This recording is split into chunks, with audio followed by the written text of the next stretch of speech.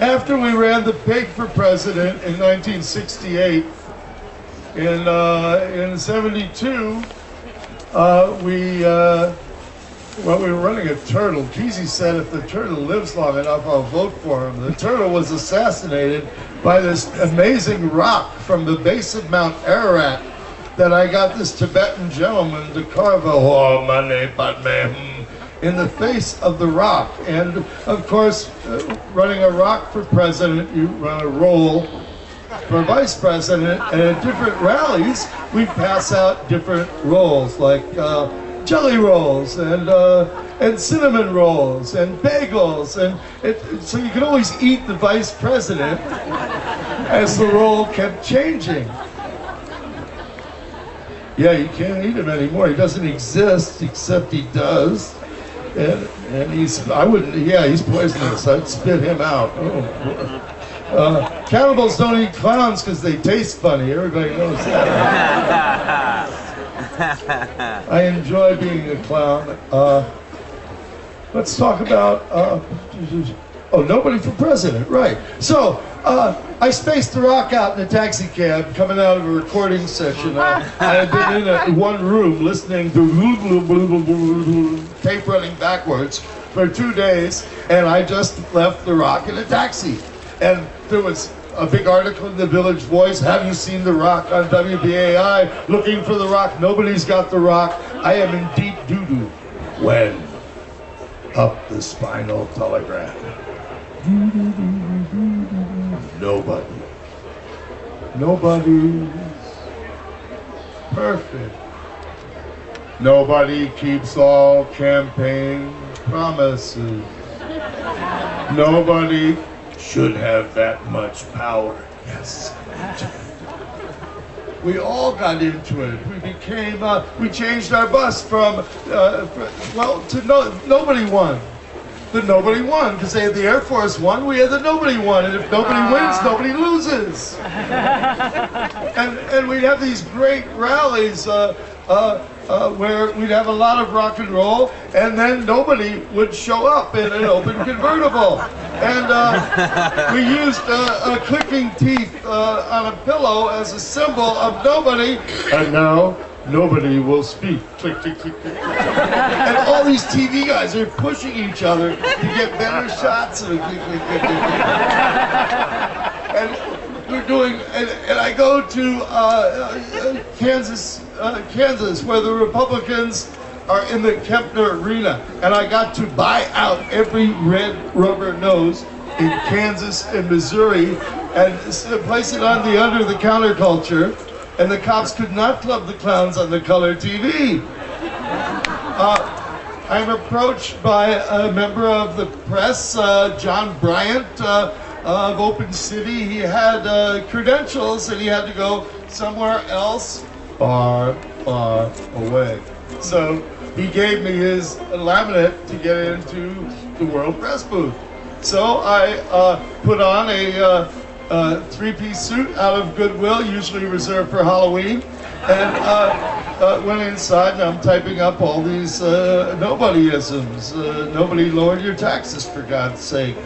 Nobody was president before George Washington. I tell the Native Americans I really empathize, but nobody was here first. And all the press is getting hot on this. Look, there's nobody here. Look, and calling it in, get the story, and then I'm spotted by this plainclothes Kansas City cop who calls the FBI and the Secret Service. And they spin me around and thrust me into what I like to call Lenny Bruce curtain call. Start patting me down, and this officer feels this bulge in my pocket. He says, "Is that a gun?" And I whip it out, and the teeth are clicking in my hand. I says, "Quiet, our leader is speaking." This is the truth. He rolls his eyes, he gives me back the teeth, he says, "Get out of here, you're too weird to arrest."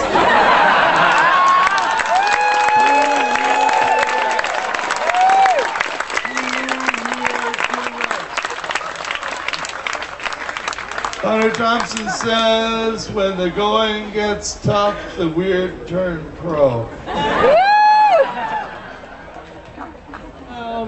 at the Children's Cancer Research Institute, a small unit within Pacific Presbyterian Hospital and in San Francisco. CCRI would be every kid's dream hangout, except for the one-word ticket for admission: leukemia. The unit has toys and computer games, make-your-own Sundays, and an extremely dedicated staff, which sometimes includes me as a volunteer clown. Hey, that's me now, putting clown my rubber baby buggy bumpers. That's me putting clown white makeup on little Billy. I often use makeup as a connection to children of all ages. I let them watch me put on my makeup, and it helps to demonstrify the sometimes scary clown vibe. Billy was about 11 and needed no demystification. The kid was ready for anything. And so was his little sister, who said, "Wavy Gravy, Wavy Gravy, we could show the movie on Billy's head." I looked down at my handiwork, and sure enough, I had covered this kid's entire head with clown white makeup. The chemotherapy had long since claimed his hair, so Billy was bald as a billiard. And his little sister was right. We could indeed show the movie on Billy's head. We had Godzilla queued up to project on the wall of the day room. Could we please, Wavy Gravy? Could we please show Godzilla on my head?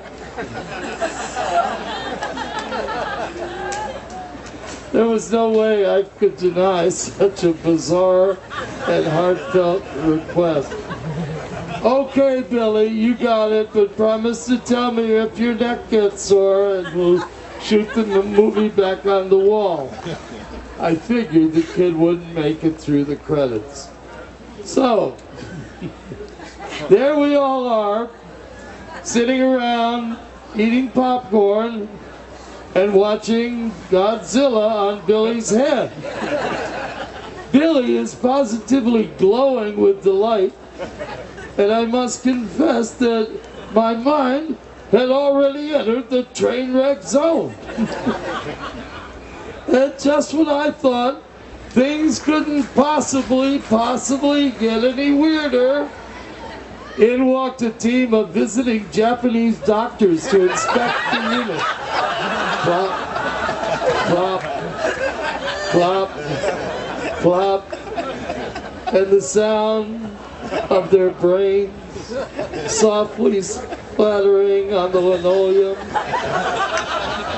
to join mine in the pudding, and sandstone swept vistas that lay in the light at the end of the tunnel of fun.